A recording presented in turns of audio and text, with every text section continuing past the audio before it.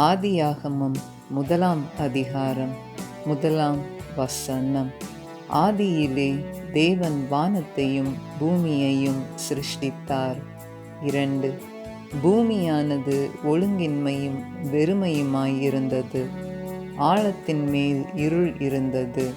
தேவ ஆவியானவர் ஜலத்தின் மேல் அசைவாடிக் கொண்டிருந்தார். 3. தேவன் வெளிச்சம் உண்டாக கடவது என்றார். வெளிச்சம் உண்டாயிற்று. 4. வெளிச்சம் நல்லது என்று தேவன் கண்டார். வெளிச்சத்தையும் இருளையும் தேவன் வெவ்வேறாக பிரித்தார். 5. தேவன் வெளிச்சத்துக்கு பகல் என்று பெயரிட்டார். இருளுக்கு இரவு என்று பெயரிட்டார். சாயங்காலமும் விடியற்காலமுமாகி முதலாம் நாள் ஆயிற்று. 6. பின்பு தேவன் ஜலத்தின் மத்தியில் ஆகாய விரிவு உண்டாக கடவது என்றும் அது ஜலத்தினின்று ஜலத்தை பிரிக்க கடவது என்றும் சொன்னார். 7. தேவன் ஆகாய விரிவை உண்டு பண்ணி ஆகாய விரிவுக்கு கீழே இருக்கிற ஜலத்திற்கும் ஆகாய விரிவுக்கு மேலே இருக்கிற ஜலத்திற்கும் பிரிவுண்டாக்கினார். அது அப்படியே ஆயிற்று. 8. தேவன் ஆகாய விரிவுக்கு வானம் என்று பெயரிட்டார். சாயங்காலமும் விடியற்காலமுமாகி இரண்டாம் நாள் ஆயிற்று. 9. பின்பு தேவன் வானத்தின் கீழே இருக்கிற ஜலம் ஓரிடத்தில் சேரவும் வெட்டாந்தரை காணப்படவும் கடவது என்றார். அது அப்படியே ஆயிற்று. 10. தேவன் வெட்டாந்தரைக்கு பூமி என்றும் சேர்ந்த ஜலத்திற்கு சமுத்திரம் என்றும் பெயரிட்டார். தேவன் அது நல்லது என்று கண்டார். 11. அப்பொழுது தேவன் பூமியானது புல்லையும் விதையை பிறப்பிக்கும் பூண்டுகளையும் பூமியின் மேல் தங்களில் தங்கள் விதையுடைய கனிகளை தங்கள் தங்கள் ஜாதியின்படியே கொடுக்கும் கனி விருட்சங்களையும் முளைப்பிக்க கடவது என்றார். அது அப்படியே ஆயிற்று. 12. பூமியானது புல்லையும் தங்கள் தங்கள் ஜாதியின்படியே விதையை பிறப்பிக்கும் பூண்டுகளையும் தங்கள் தங்கள் ஜாதியின்படியே தங்களில் தங்கள் விதையுடைய கனிகளை கொடுக்கும் விருட்சங்களையும் முளைப்பித்தது. தேவன் அது நல்லது என்று கண்டார். 13. சாயங்காலமும் விடியற்காலமுமாகி மூன்றாம் நாள் ஆயிற்று. 14. பின்பு தேவன் பகலுக்கும் இரவுக்கும் வித்தியாசம் உண்டாகத்தக்கதாக வானம் என்கிற ஆகாய விரிவிலே சுடர்கள் உண்டாக கடவது.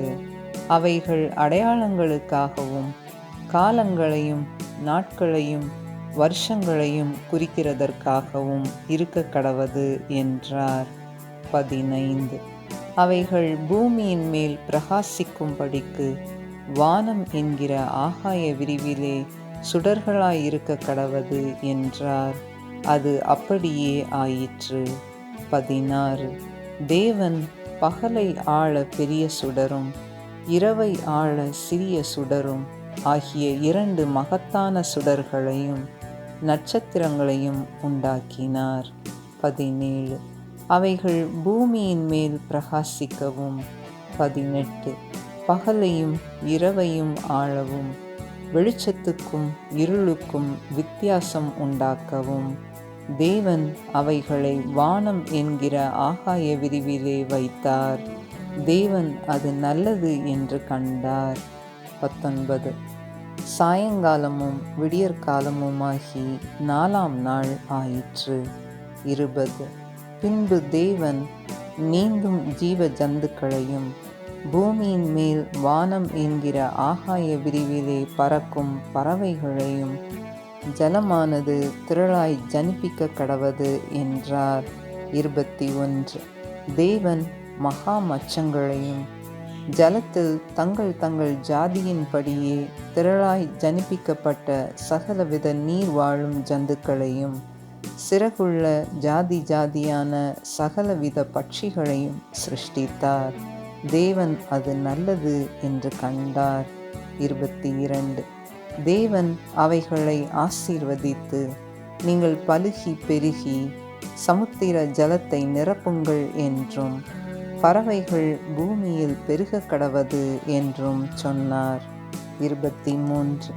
சாயங்காலமும் விடியற்காலமுமாகி 5ஆம் நாள் ஆயிற்று. 24. பின்பு தேவன் பூமியானது ஜாதி ஜாதியான ஜீவ ஜந்துக்களாகிய நாட்டு மிருகங்களையும் ஊரும் பிராணிகளையும் காட்டு மிருகங்களையும் ஜாதி ஜாதியாக பிறப்பிக்க கடவது என்றார். அது அப்படியே ஆயிற்று. 25.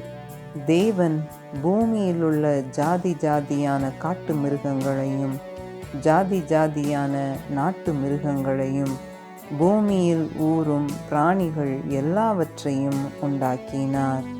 தேவன் அது நல்லது என்று கண்டார். 26. பின்பு தேவன் நமது சாயலாகவும் நமது ரூபத்தின்படியேயும் மனுஷனை உண்டாக்குவோமாக, அவர்கள் சமுத்திரத்தின் மச்சங்களையும் ஆகாயத்து பறவைகளையும் மிருக ஜீவன்களையும் பூமி அனைத்தையும் பூமியின் மேல் ஊறும் சகல பிராணிகளையும் ஆளக்கடவர்கள் என்றார். 27. தேவன் தம்முடைய சாயலாக மனுஷனை சிருஷ்டித்தார். அவனை தேவ சாயலாகவே சிருஷ்டித்தார். ஆணும் பெண்ணுமாக அவர்களை சிருஷ்டித்தார். 28. பின்பு தேவன் அவர்களை நோக்கி, நீங்கள் பலுகி பெருகி பூமியை நிரப்பி அதை கீழ்ப்படுத்தி சமுத்திரத்தின் மச்சங்களையும் ஆகாயத்து பறவைகளையும் பூமியின் மேல் நடமாடுகிற சகல ஜீவ ஜந்துக்களையும் ஆண்டு கொள்ளுங்கள் என்று சொல்லி தேவன் அவர்களை ஆசீர்வதித்தார். 29. பின்னும் தேவன், இதோ பூமியின் மேல் எங்கும் விதை தரும் சகலவித பூண்டுகளையும் விதை தரும் கனி மரங்களாகிய சகலவித விருட்சங்களையும் உங்களுக்கு கொடுத்தேன். அவைகள் உங்களுக்கு ஆகாரமாயிருக்க கடவது. 30.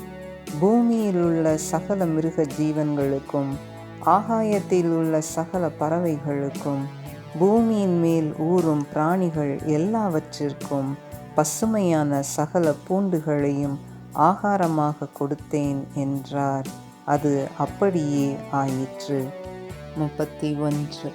அப்பொழுது தேவன் தாம் உண்டாக்கின எல்லாவற்றையும் பார்த்தார். அது மிகவும் நன்றாயிருந்தது. சாயங்காலமும் விடியற்காலமுமாகி 6ஆம் நாள் ஆயிற்று. ஆமேன்.